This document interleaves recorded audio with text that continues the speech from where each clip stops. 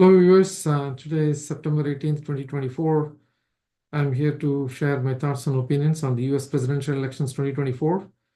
And today, let's first go to the Federal Reserve decision today, where they have cut the interest rates by 50 basis points, which is basically half a percentage point. This is going to help the consumers.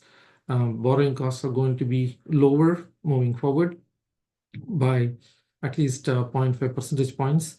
And this will help people on their credit card debt, on their future loans, and even their home mortgage loan will be less moving forward. So this also gives the narrative that the Feds truly believe that inflation is on the downward trend, and they are confident that it will go and hit the 2% mark that they had as their goal without affecting the economy or without taking the economy into a recession.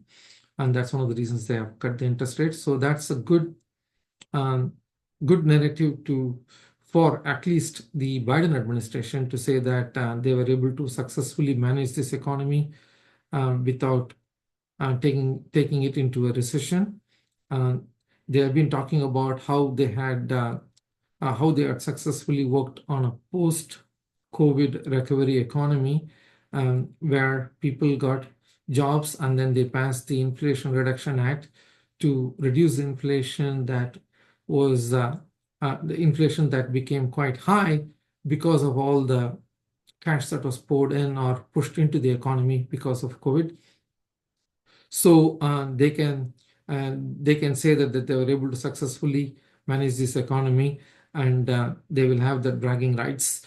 And if the Fed, the independent body, coming out today and saying that the inflation is on the downward trend and they can go ahead and reduce the interest rates, it's a good sign for the Biden administration. So this will obviously, if it helps the Biden administration, it also would help the Kamala Harris's campaign. So they can say that now on the economy front, we have successfully managed this economy in the last 4 years. Even though inflation is high, it is coming down, and I will further make sure that the inflation percentage comes down during my next 4 years of my presidency. So this overall is a positive news for the Kamala Harris's campaign. By the way, if you really look at some of the polls that asked this question 5 months ago, whom do you trust on the economy? Biden was losing that to Donald Trump by around 10, 12, 14 points. But now if you look at those same polls that has come out now recently, Kamala Harris is actually losing to Donald Trump by only 2 points, or in some of the polls, she's actually tied with Donald Trump. So if people are going to vote on the economy, and if Kamala Harris is tied with Donald Trump on the issue of economy, that's going to be very good news for the Kamala Harris's campaign, because they do very well on the other issues. The two weaknesses that they had coming into this election was economy and illegal immigration.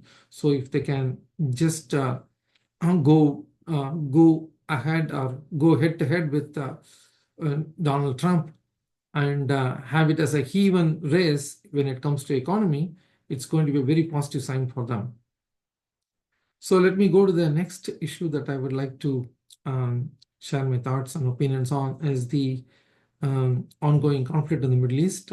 Yesterday we saw that numerous pages exploded on their own in Lebanon, and the news coming out of the Middle East was that Israel Defense Forces, along with their intelligence unit Mossad, was responsible for it. And the reason they gave was that these were allegedly used by the Hezbollah group, and they would like to have a preemptive strike on these pages, which are being used by the Hezbollah group for their communication. So they called it as a preemptive surgical strike. And then today, we had a similar kind of explosion in Lebanon, this time on walkie-talkies. And again, the Israel Defense Forces, in conjunction with their spy agency Mossad, was linked to this. And they are saying that these are the mode of communication that the Hezbollah group is using, and they want to neutralize that, and that's what they have done. So the larger point in all this is this might turn out to be a series of events that will further escalate the tension in the Middle East, and it could potentially go into some kind of an escalation mode and result in a wider regional war. And that is what the international community is trying to avoid, and that is also what the Biden administration is trying to avoid. Because if you do go into a regional war, if Hezbollah is going to fight with the Israel Defense Forces on a day-to-day basis, and then you have Iran sitting on the sidelines and they might jump into this war, then it becomes a very messy process in the Middle East. Nobody is going to win. And any kind of escalation in the Middle East is not going to help anyone, whether it is Israel or the Palestinians or Hezbollah or Iran or any other Arab nations in that region.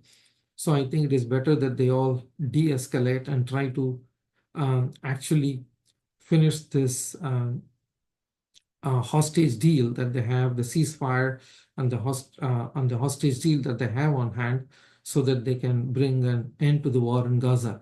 And everybody was looking forward for that to come through last week, but that didn't happen. So I think we just hope and pray that it will not escalate into a wider war, and somehow they will get this deal done. So that's it from that Middle East perspective. The Middle East war is something that the Biden administration is going to look at it very closely, because they will be blamed if there is a wider conflict, because you are the person occupying the White House, and the Republicans will be quick to jump on you to say that your mediation efforts or your diplomacy failed, and you are not strong enough to get this deal done. So overall, this has the potential to being a big negative for the Biden administration, and thereby affecting the Kamala Harris's campaign as well.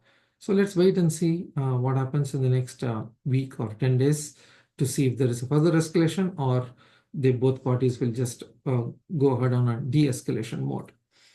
And then finally, let's talk about the polls. We have seen some more polls, most of them from the national level, and Kamala Harris has extended her lead from 2-3 to 4-6 points in the national level. But this has not been reflected, though, on all the battleground states. The battleground states are still looking very, very close. Even though there are some polls that shows her ahead in Pennsylvania.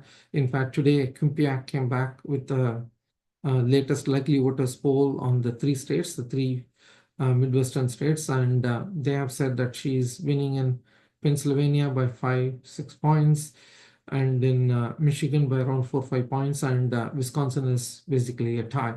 That's what the latest Quinnipiac poll says. But nevertheless, if you look at the average, if you look at the poll of polls on all the battleground states, it's still looking like a very close race. But if you look at the national polling, she has taken a lead after the debate. So I think that some of these extra points she's getting is basically due to her better performance in some of the states that she was not supposed to do that well.